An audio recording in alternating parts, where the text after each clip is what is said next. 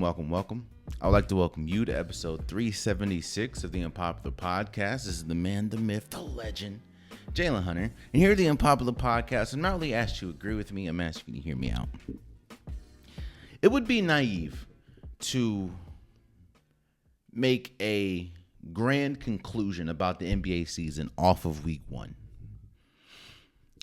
As we know in sports, anything can happen to a team. People can be traded. Injuries can happen. Of course, we don't wish injuries upon anybody, but injuries can happen. You never know. It wouldn't be smart to base your entire season on week one of the NBA season. But going into week one of the NBA season, there was a lot of things that I needed to see. You had a lot of movement this offseason. We talk about Damian Lillard. We talk about Bradley Beal. We talk about Chris Paul. There was a lot of things that I needed to see week one. And while no, I'm not making any general claims, I'm not making any grandioso claims of how the season is going to go, what I am going to do is tell you guys about the things that I needed to see week one and how I feel about things that I saw. Let's first start with Damian Lillard. That was the major move that happened this offseason. Of course, Damian Lillard in a multiple team deal going to the Bucks. Now, since that's happened, I've talked about Damian Lillard ad nauseum about how this affects the Bucks, how this affects Damian Lillard, how this affects Giannis Antetokounmpo, how this affects Portland. I talked about the trade ad nauseum. In fact, I did pretty much a whole episode on damn near that trade alone. But what I wanted to see was exactly how Damian Lillard looks alongside Giannis Antetokounmpo. I knew that it was probably going to work because, like I said before, when you talk about Giannis, if you compare Giannis with any player in the NBA, any player, who would be the perfect pair for him? I said it would be Steph Curry. The way that Steph Curry can dominate with the ball, without the ball, the way that, of course, Steph Curry is the greatest shooter we've ever seen. And it just opens up a part of the floor that for Giannis that he hasn't really seen before. Now you can't really double and triple team Giannis Antetokounmpo because you have someone like Steph Curry. I think Steph Curry would have been the perfect pairing and fit alongside Giannis. Number 2 on that list was Damian Lillard. For all the things that I said about Steph, Damian Lillard is that on a lesser scale, not too much lesser, but a lesser scale than Steph. We know Damian Lillard's ability to hit shots. We know Damian Lillard's ability to hit threes. We know Damian Lillard's ability to attack a defense at all aspects of the game. So pairing them together, I just needed to see how it was going to look. I needed to see exactly how they were going to implement. Because, mind you, what people forget is the Bucks also have a new coach. So there was a lot of newness in Milwaukee that I just needed to see. And after seeing game one, they beat the Philadelphia 76ers, I think 118 to 117 or something like that, or 108 to 107. Everything that I needed to know was answered in that game. Everything that I've been talking about this entire time after the trade is exactly what we saw game one. Now, no, I'm not saying that this is going to permeate throughout the entire season, but what I needed to see was who was going to take a back seat. People talk about, when you hear that term, take a back seat, there's always a negative connotation to it. There's always a negative feeling when you say, oh, you have to take a back seat.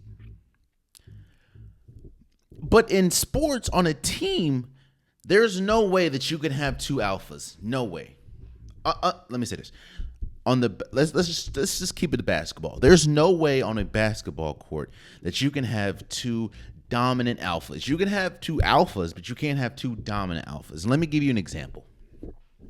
There have been two perfect examples of this. The Miami Heat, when LeBron James went and Dwayne Wade had to take a back seat, and the Golden State Warriors, when Kevin Durant came, Steph Curry had to take a back seat. Do we look at Steph Curry any differently? Or did Steph Curry's skills decrease because he took a back seat? No. He understands. You have to understand. What is the goal?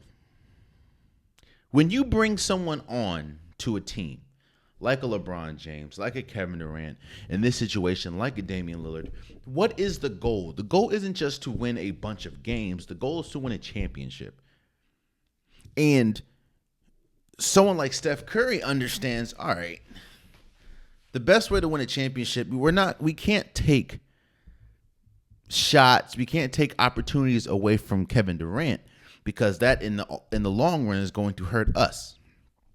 Dwayne Wade understands, we know who LeBron James is. While I have roots here in Miami, and of course that people consider this quote unquote my team, I understand that if we want to get to where we need to go, LeBron James has to be the center of this. Steph Curry understands, if we need to get to where we want to go, Kevin Durant has to be the center of this. I needed to see who was going to take a back, if Giannis was able to take a back seat. Or was Dame able to take a back seat? Honestly, both of them, whoever's leading this car is well capable. In game one, we saw it. I needed to see which one was going to take a back seat. And I know Giannis came out and said that this is Damian Lillard's team. I don't know about that, but I do know that Damian Lillard scored 39 points game one. Torched the Philadelphia 76ers. Just straight torched them. And Giannis, I think he had like 23 and 13 or something like that. This is going to work. Of course, barring any injury, knock on wood, I hope nobody gets injured. This is going to work. And the questions that I had, let me say it like this. There's a difference between compiling a bunch of good players and building a good team. You can build, well, let me say this. You can compile a bunch of good players, but that doesn't ultimately mean you have a good team.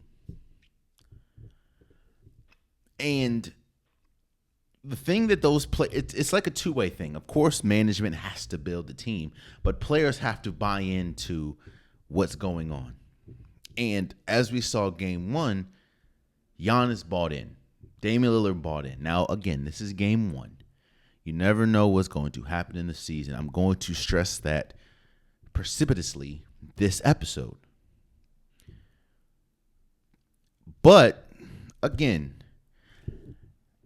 you know what? You know who Damian Lillard, another thing that I saw. You know what Damian Lillard's arrival to Milwaukee, you know who it affects the most? Chris Middleton.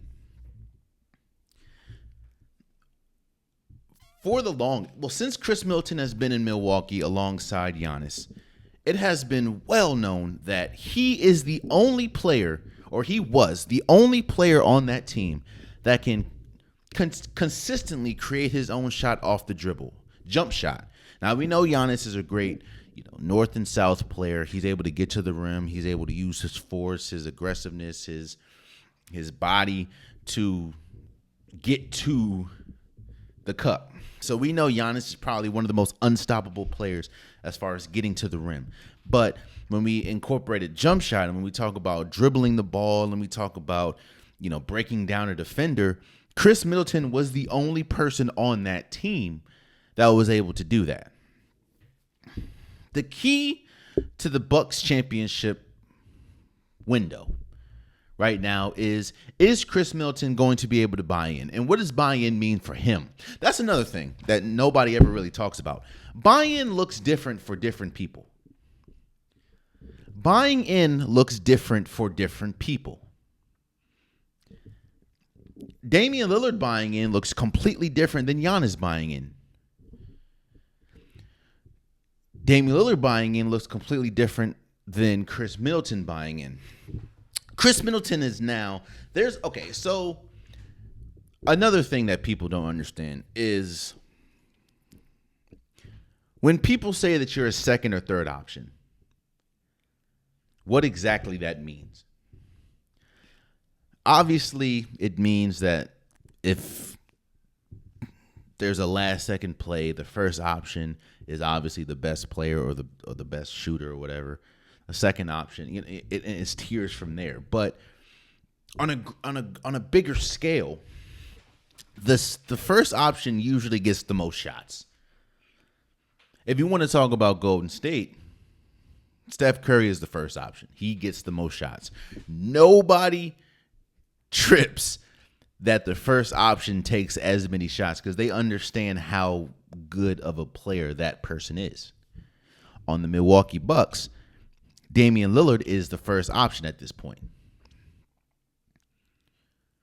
The second option still takes a bunch of shots, but not as much. And another thing that people don't really understand is the second option's shots kind of get criticized a little more, not as much, but a little more as the first option. If you want to go back to the Golden State comparison, Klay Thompson is the second option. Nobody, the other night, and we're going to talk about this in a second, but the other night, they played Phoenix. Steph Curry went like 6 for 23. Nobody talks about it. You know what they talk about? Klay Thompson went like 6 for 18 or 3 for 18. It's like, yo, Klay Thompson shot them out the game, you know? The second option takes not as many shots, but is looked to be, if the first option is not going well, the second option, you take it. Third option is pretty much, hey, we need you when we need you. Be ready when we need you. Chris Middleton has never done that. He's never been that, especially for this Milwaukee Bucks team. And he's going to need to do that. There's going to be nights where you only get – Chris Middleton is used to getting maybe 20 to 24 shots a game. Now that number is probably going to go down to 10 to 12. And as a mindset, as a rhythm thing, that affects players. And do not get it twisted. I don't care how good Damian Lillard is. I don't care how good Giannis Antetokounmpo is. While, yes, they're important, they need Chris Middleton to buy in to ultimately win a championship.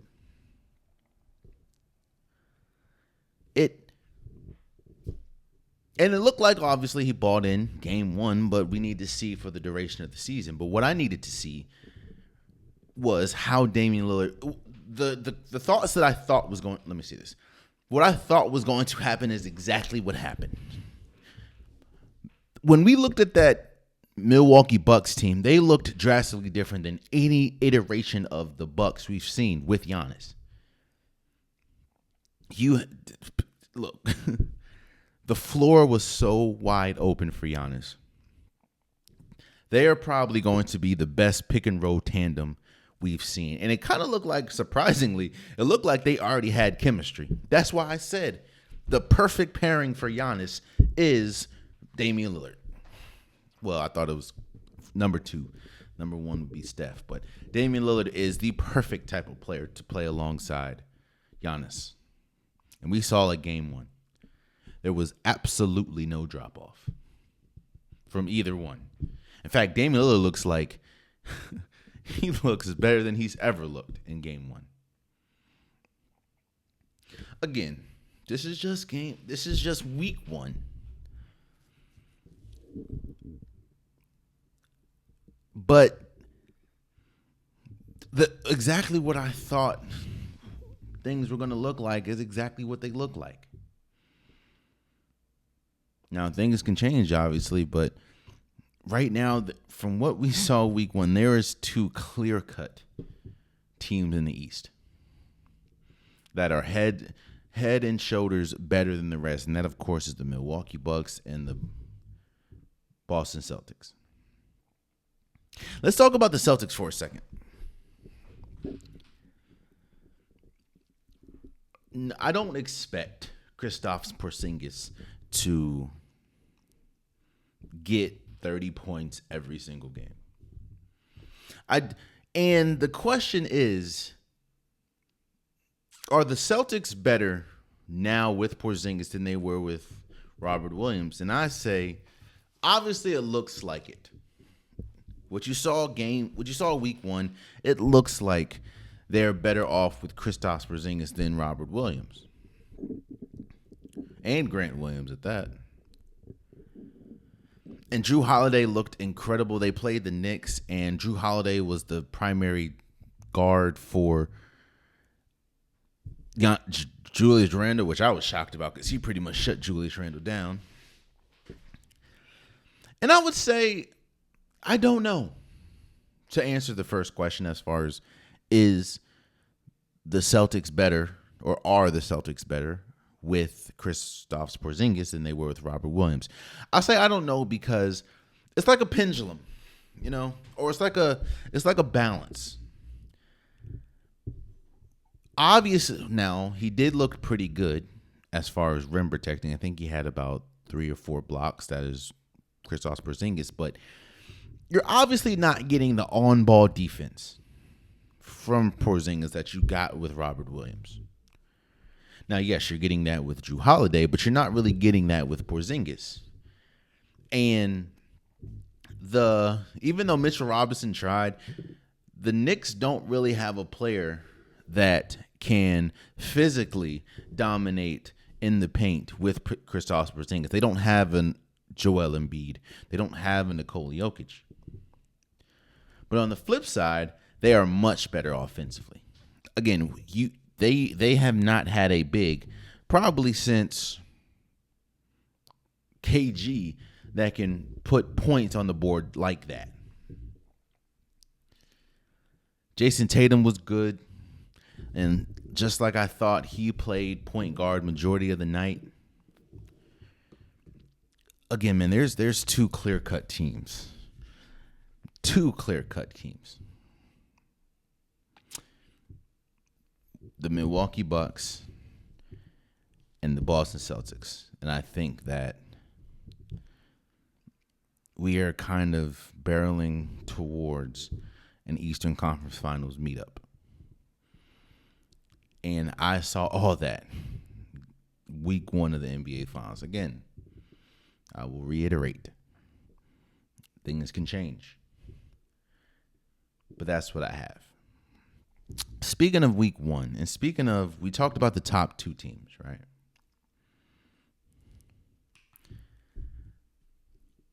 And we talked about movement.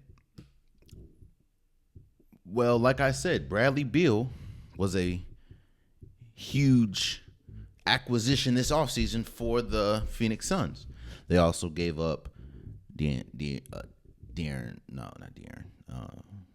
Ayton, gave up Cameron Payne, who's on the Bucks now. Now, no, Bradley Beal did not play week 1. I think he's some type of injured. I'm not 100% sure what it is, but he hasn't played. And I know Devin Booker played game 1. He looked incredible against Golden State. He didn't play game 2 against the Lakers. But I know people are probably going to say I'm wrong. And I know people are probably going to critique what I'm going to say next. If you're going to critique anything about this episode, you're probably going to critique this. I saw 2 teams in the Lakers and the Suns that are obviously NBA championship caliber teams. But I also did see a gap. Obviously, the Lakers beat the Suns, but mind you, Devin Booker and Bradley Beal did not play. And I agree with every single person that has talked about Anthony Davis this week in this sense. And I talked about this before on this podcast. When you have been doing something for so long, it's damn near impossible to change it on the spot. When you have been, not only that, when you've been doing something for so long, but when that thing has brought you success, it's almost crazy to think that you're expected to change. For example, we talk about Russell Westbrook. Russell Westbrook has played the same exact way his entire career.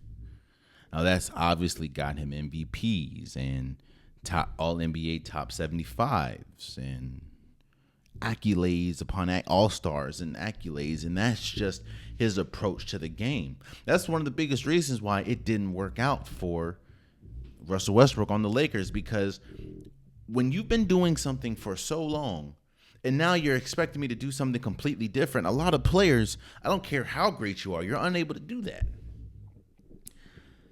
Anthony Davis has been the same exact player his entire career. Gilbert Arenas said it. Shouts out to him.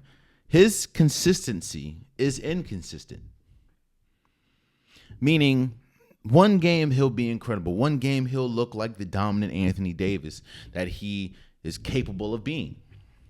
Then the next game, or even sometimes the next half, as we saw in game one, he just doesn't look interested. He doesn't look engaged. He doesn't look aggressive. He fades away. He's been like that his entire career. We talk about Anthony Davis and we look at some of the greatness or some of the great games and great moments that he had for the Pelicans, that he had for the Lakers. Most of them are followed up by mediocre games or mediocre moments. And watching the Lakers this week, I agree with what Stephen A. Smith said, and I agree with Charles Barkley said. This team, this Lakers team, is a championship caliber team only if Anthony Davis is on his A game. Because this is the same thing that I saw from the Lakers a year ago.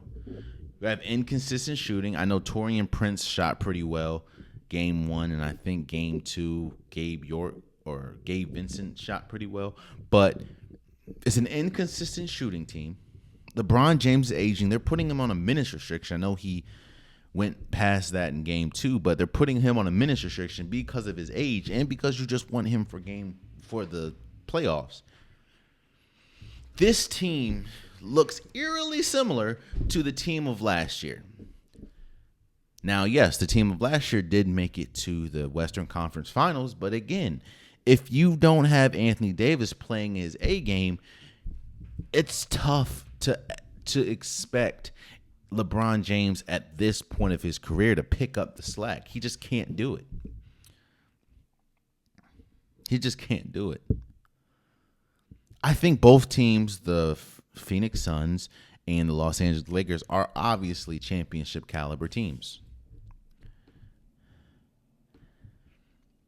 And if we want to go to the Phoenix Suns side, it's exactly what we thought. Now, I am very interested because obviously we haven't seen all three, the big three on Phoenix play together, but I'm very interested to see what they look like in a regular season game together. But exactly what we thought the Phoenix Suns were going to be is exactly what they are. They're a team that is probably one of the most potent offenses we've ever seen, because outside of Kevin Durant, Devin Booker, and Bradley Beal, you have Eric Gordon, you have Okogie, you have Yusuf Nurkic. They have people that can. Nasir Little has been really good for the team. They have people that can put the ball in the hole, but they don't have too many defenders.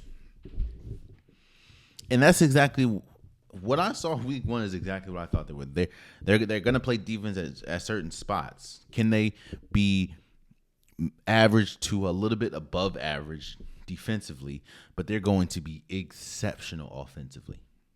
Exceptional. It's kind of different. In fact, both of those approaches, we talked about the balancing act, right? You have one team in the Phoenix Suns that, like I said, mostly offense, not too much defense. Then you have the Lakers that's mostly defense, and their offense is okay. Because defensively, the Lakers have the ability to be one of the best defensive teams in the league. They're huge. Pause. You got LeBron, Anthony Davis, Austin Reeves. You have Rui Hachimura. You have D'Angelo Russell, who is taller as a guard.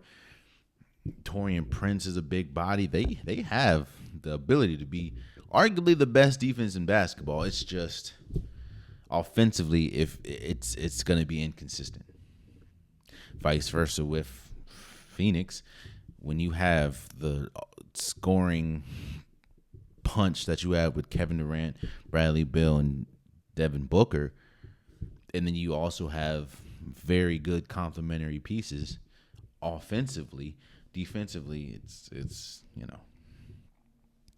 But I do wholeheartedly think that both of these teams, the Lakers and the Suns, are definitely championship caliber teams. And I just need to see what they look like week one, but you can kind of feel it. Speaking of feel it,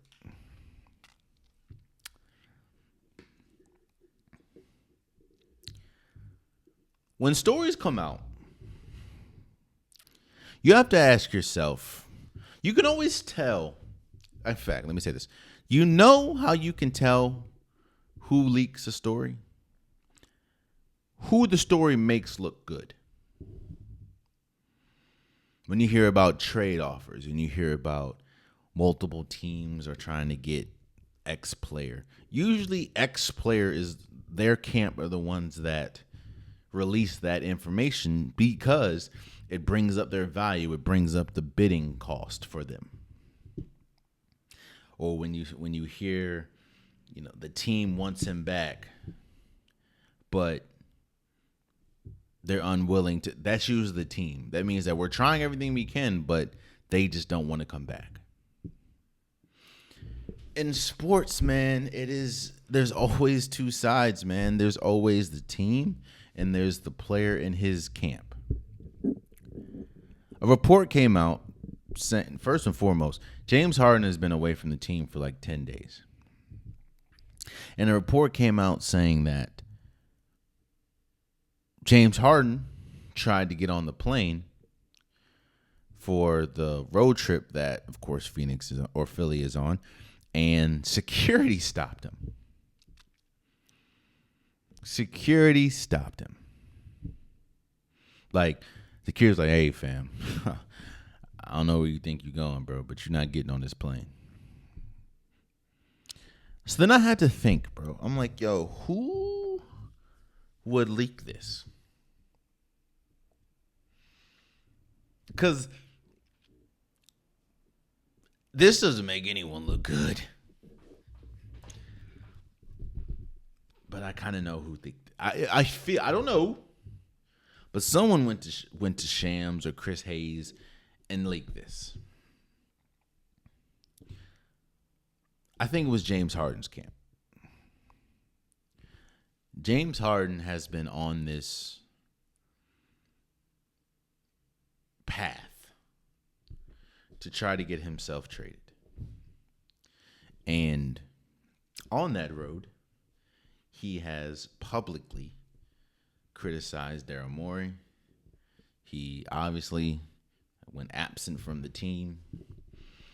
He's been very vocal about his disdain for Daryl Morey and his uninterest in playing for the Philadelphia 76ers and his desire to be traded to the Clippers. And we also know as consumers that obviously this deal hasn't happened yet because James Harden is still technically a 76er. And we also know that James Harden has 1 year left on his deal. So unless the Clippers want to trade him and then instantly give him a contract, there's no point of any team giving up a lot for James Harden, not knowing if he's going to be there for the long term. On top of that, it's very hard to give James Harden a long-term deal because this is the third straight team that he has tried to force his way out of. It was successful two times. This will be the third. And honestly, he is gone, bro. I think, I don't know if he's going to the Clippers, but it feels like he's gone. But the reason why I think James Harden's team leaked this is because, this looks horrible on both parts. So I was trying to think to myself, who does this look better? Who is less horrible? I know that that's not a correct way of saying it, but who looks less horrible in this situation? And it's James Harden. Reports have also come out saying James Harden was dealing with family issues or some with his mom being sick. I don't know what's true and what's not, but I do know James Harden was not with the team.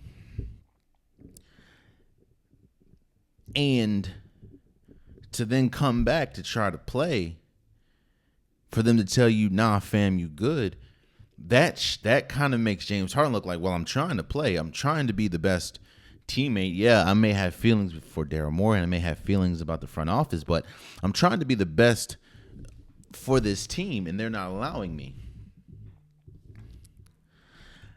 Kenny Smith said something that I think was profound about this whole situation and why we are in this situation. He pretty much said that nobody has threw water on this fire. Nobody has doused this fire. Nobody on the 76ers side, nobody on James Harden's side. No one has said, you know what? We're not talking about it. You know what? We're just going to come in and be the best we can be.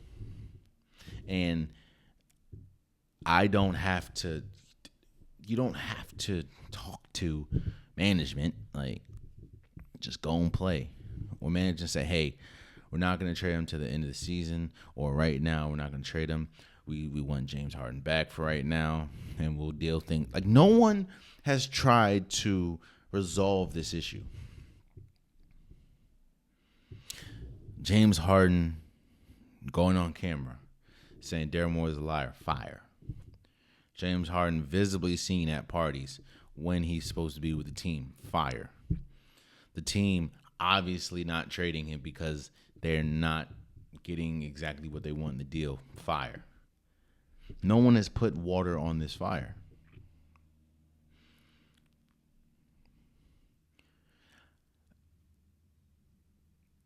Listening to a bunch of people talk about this,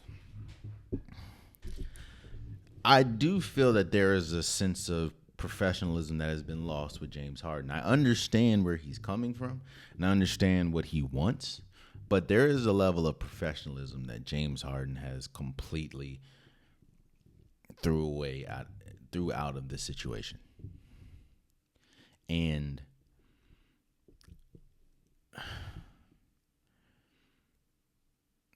Charles Barkley said, I don't know how he goes back to the team, or I don't know how he plays. James Harden's career is very fragile right now. I don't think he understands that.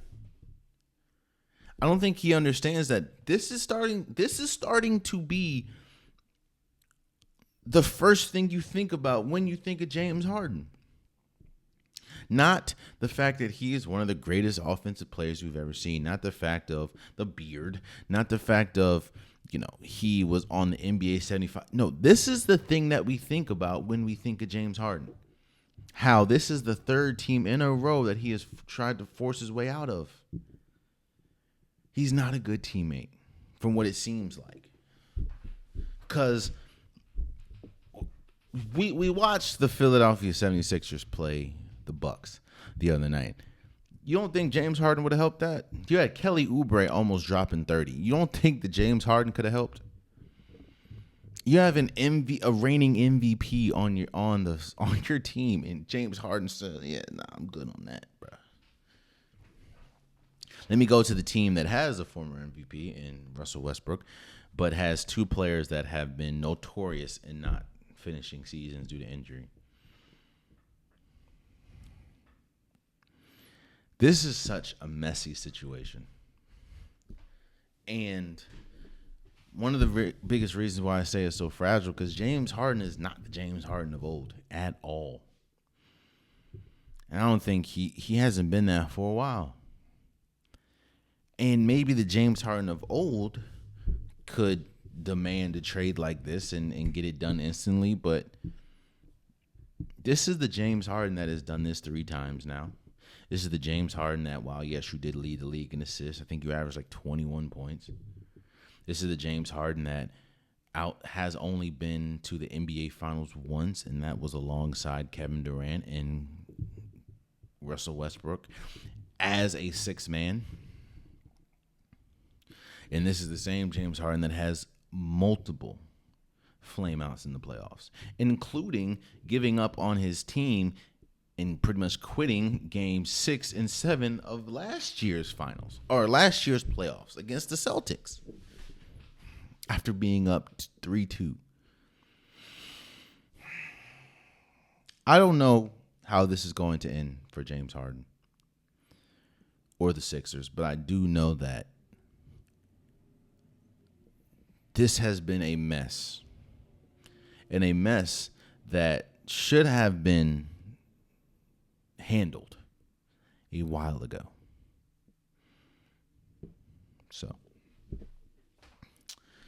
and the last thing I'm going to talk about before we move off of basketball, I needed to see, actually, I didn't really need to see it.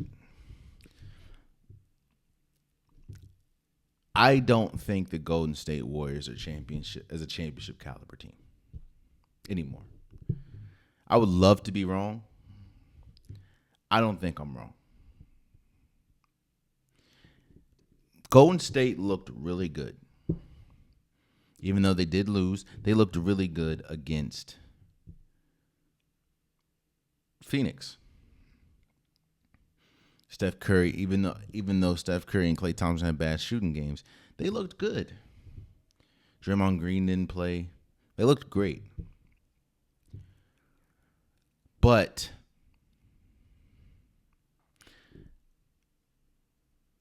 you can just tell. Again, I would love to be wrong, and if I am wrong, I will definitely come in here and say it. But it seemed like a wide gap. Even though the score didn't reflect that, it seemed like a wide gap between the Suns, that are obvious championship caliber team, and the Golden State Warriors.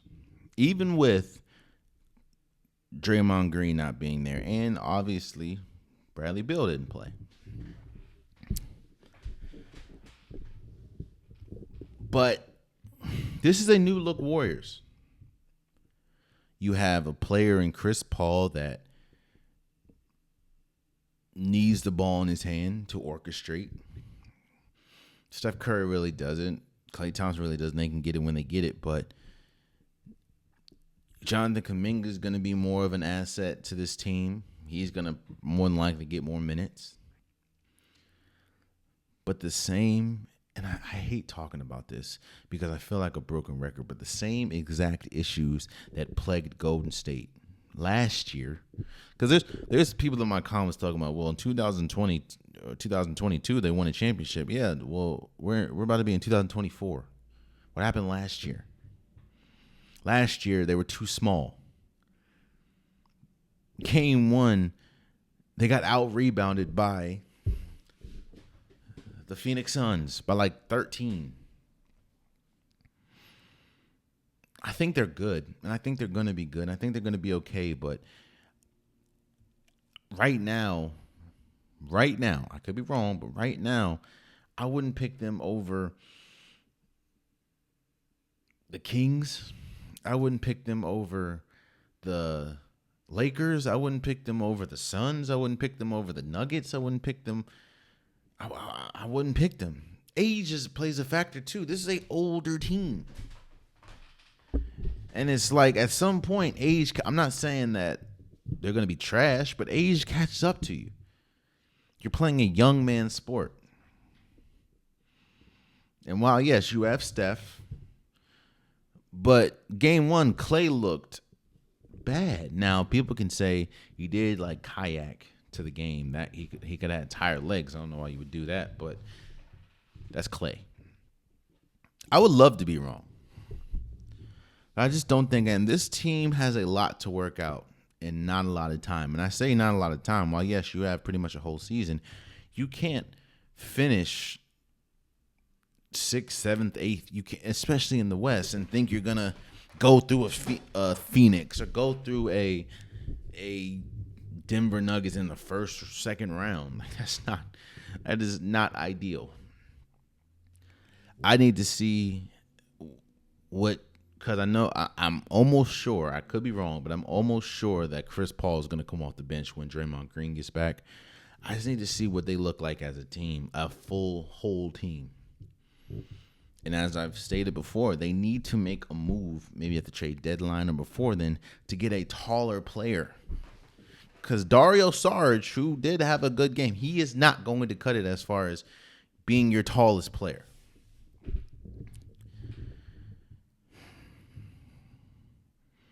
Golden State is not a championship caliber team right now. And I know you can think I'm being hyperbolic. You can think that I'm taking too much out of week 1 of the NBA season. And I might be. But I'm compounding what I've seen last year to what I see with this team. And all the questions and all the concerns that we had about this team reared its ugly head in game 1. They were out-rebounded.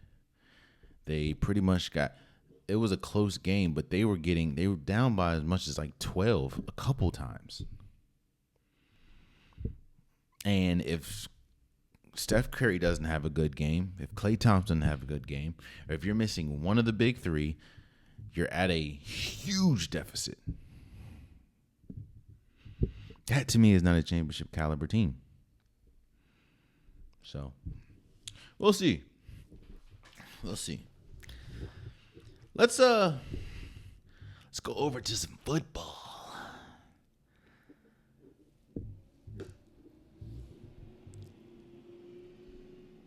And I don't. Let me try to be creative here, and let me try to come at this at another angle. So Thursday Night Football happened. The Buffalo Bills beat the Tampa Bay Buccaneers 24-18. And exactly how you thought the game was going to go is exactly how the game went. Baker Mayfield was okay, but obviously not good enough. Threw for 237 yards, 2 touchdowns. Josh Allen was incredible. 324 yards through 2 touchdowns, 1 interception. You knew that was coming.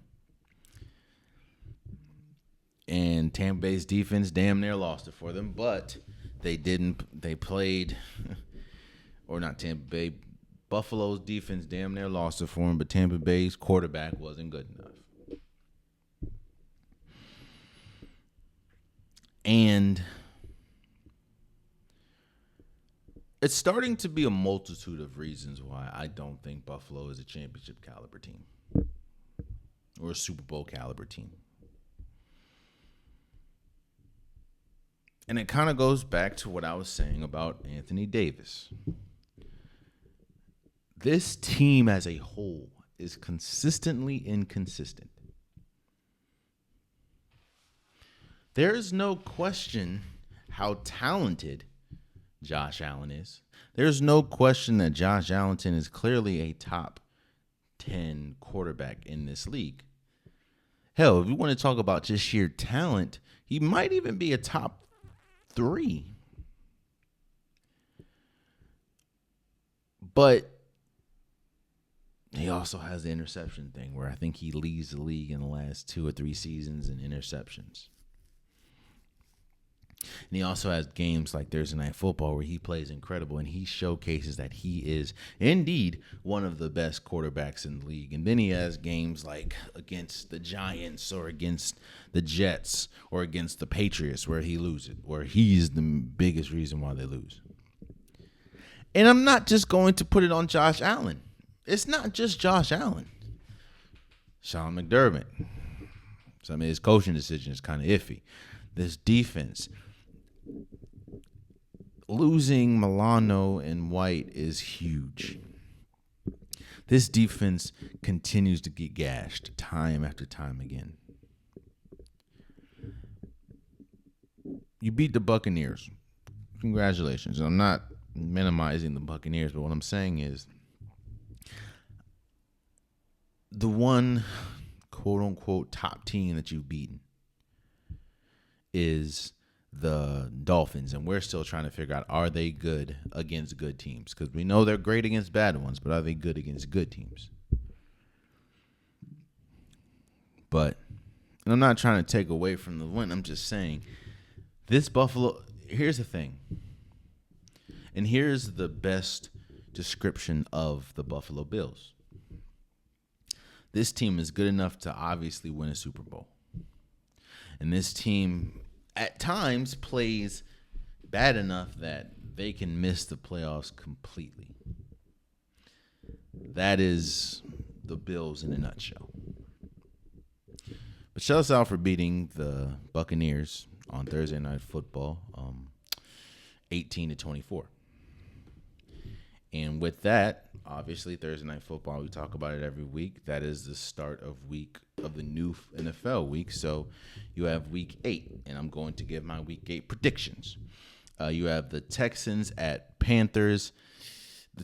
I don't know if the Panthers are going to win a game, and I don't think the first one is going to be against the Texans. I know they're 3-3, but C.J. Stroud, to me, has been incredible majority, if not all of this year. So I have the Texans beating the Panthers. Rams at Cowboys. I have the Cowboys winning that. The Rams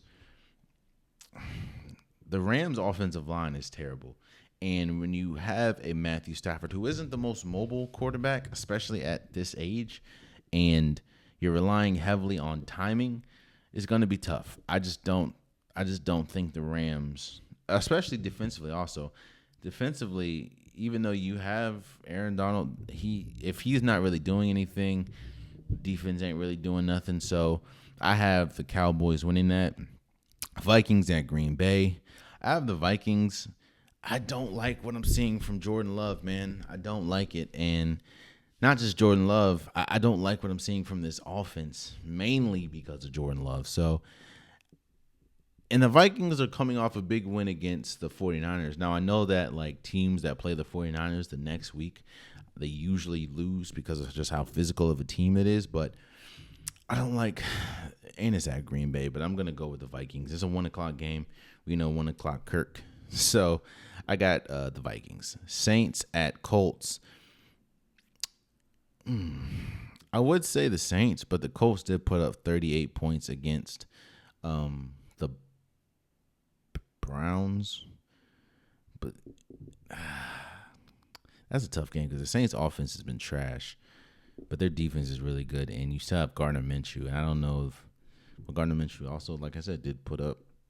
I'm gonna go with the Colts. I just don't like the Saints' offense. The Saints' offense is trash.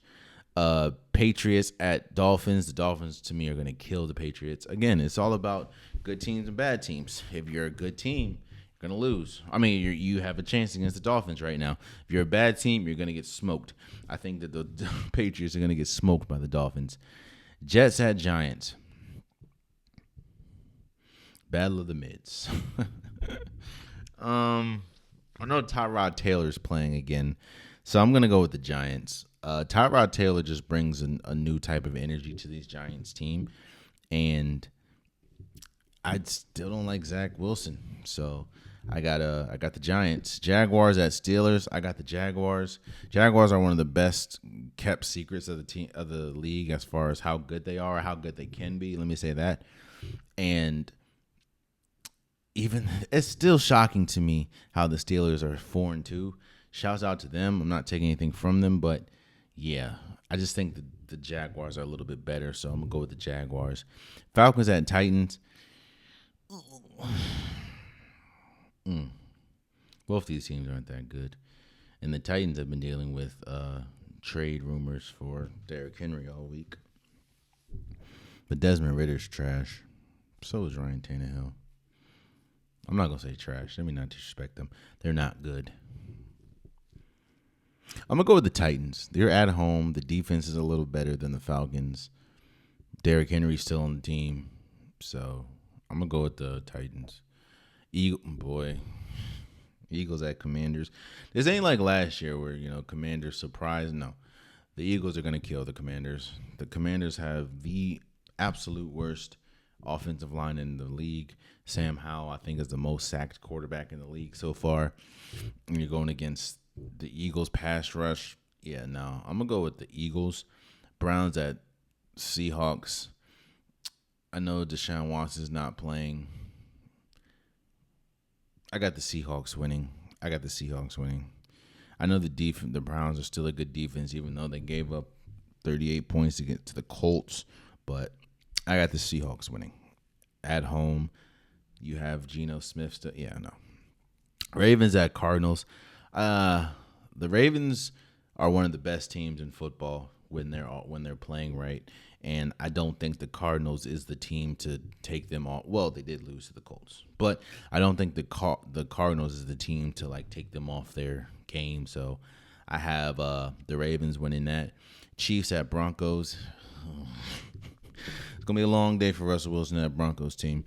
I got the Chiefs winning. Bengals at 49ers. I don't know about this game because defense. I don't know if Christian McCaffrey's going to play. I don't know if DJ or Debo Samuel's going to play. I don't know if Trent Williams is going to play. And the Bengals have a really good pass rush. They have really good defense this year. And it looks like Joe Burrow might just be back. So I'm going to go with the Bengals. Yeah, I'm going to go with the Bengals. Bears at Chargers. Let me tell you something. I promise you. If the Chargers lose this game, I don't think they will. But if the Chargers lose this game, I promise you, Brandon Staley will be sitting on an ESPN or an NFL Live or a NBA or NFL Today or NFL Game Day. He'll be sitting on his set because he does not have a job as the head coach of a Chargers team. I have the Chargers winning this game, but if they lose to the Bears and was it Taysom Bennett or something, Bagnett, boy. Monday Night Football, Raiders at Lions. The Lions are gonna destroy the Raiders, bro. The Raiders suck. I'm gonna be real with you. The Raiders aren't good. They're not good at all. Those are my predictions. So, speaking of predictions, you have the World Series here. And I don't need to make this too long, but the World Series has arrived. And, it happened yesterday, obviously. Last night. But you have the Rangers and Diamondbacks, a 5th seed going against a 6th seed. Now, the Rangers' road has been incredible. They beat the number 1 Orioles. They beat the Astros. And the Diamondbacks, they beat the Brewers. They beat the Dodgers. And they beat the Phillies. To me, right now you have, obviously, the 2 hot teams. And you have incredible pitching by the Diamondbacks against incredible hitting at this point by the Rangers. Now the Rangers does have good pitching, don't get me wrong, but right now Adolis Garcia is going crazy. He is right now the MVP, in my opinion, of the World Series. or World Series, playoffs. Uh, to me, the Rangers are the hot. The Rangers are the hottest team in base, or are the hotter, better team in my opinion. They had to go against a tougher road, even though they did beat the Diamondbacks, did beat the Dodgers and the Phillies, but the Rangers had to beat the Orioles, was number one team, and the Astros. So I just think that the Rangers are a little better, and I think that the Rangers are going to win the World Series. To me, the Diamondbacks should have been lost. Now I know the Rangers probably should have been lost, but the Diamondbacks should have been lost.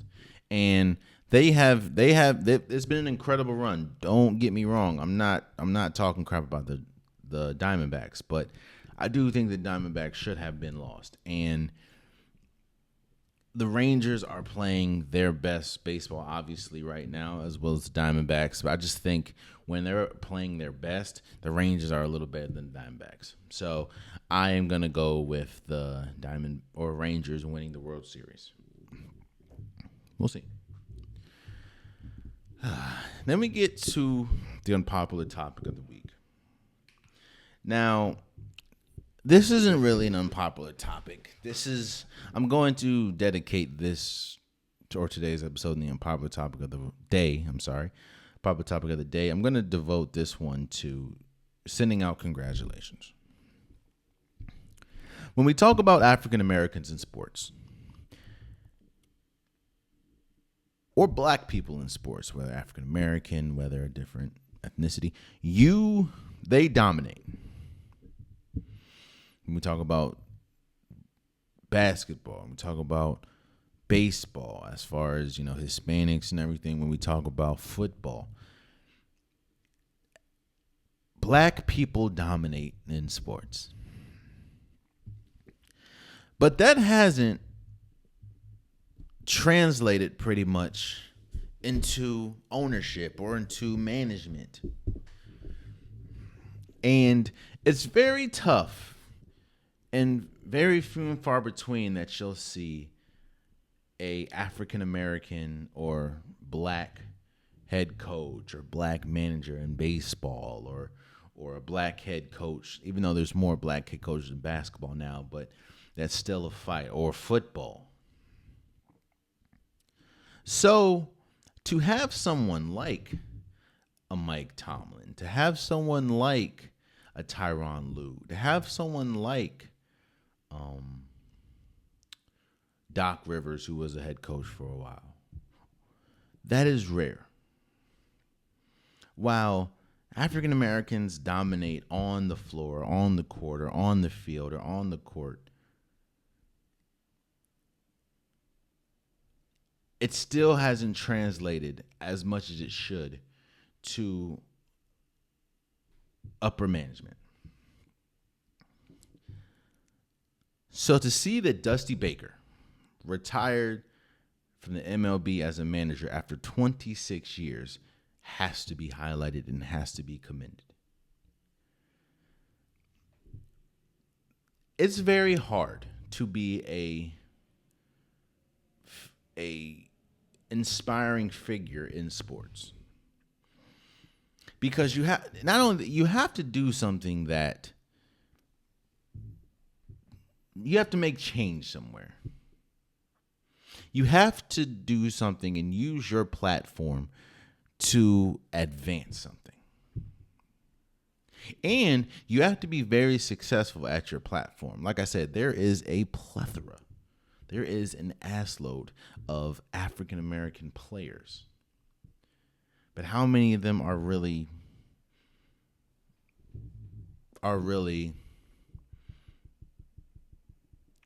at that level that you can say they have changed the game, or they've changed the way that African Americans are viewed in sports? There's not many of them. Dusty Baker is one of them. Dusty Baker will go down as one of the greatest MLB managers ever. Not just because of what he's done. Obviously, he's won a couple World Series.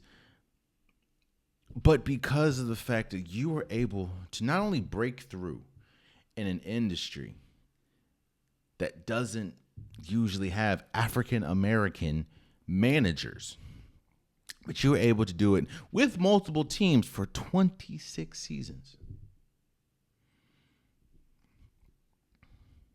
And the game of baseball will never, especially when we talk about managers, will never be the same after Dusty Baker. So, this unpopular topic of the day segment is pretty much a congratulations and shouts out to you, Dusty Baker, for successfully retiring from baseball as a manager after 26 seasons. Something that not a lot of African Americans can say. Shouts out to you. I wish you nothing but the best. I wish you nothing but success in retirement. And thank you for being a pioneer in baseball. And there you have it. That has been today's episode of the Unpopular Podcast. I truly appreciate you guys. If you want an Unpopular Podcast shirt, hoodie, sweater, long sleeve joggers, the link is in the description below. I have multiple different colors, multiple different designs. Get your Unpopular Podcast merch today. Also, please subscribe to the YouTube. Please subscribe to wherever you're listening. I'm trying to grow as much as I can, and I can't do it without you guys. So tell a friend to tell a friend to tell a friend. If you're not subscribed, please subscribe. It means a lot. If you get to this point in the episode, you're not subscribed, I don't know, bro. But I appreciate you guys. Also, follow the socials. Follow Instagram. Follow TikTok. I post pretty much daily. I have conversations. I have debates with people on those apps, as well as obviously the comments in YouTube. So definitely follow. Hope you guys enjoy your weekend. And until next time, much love.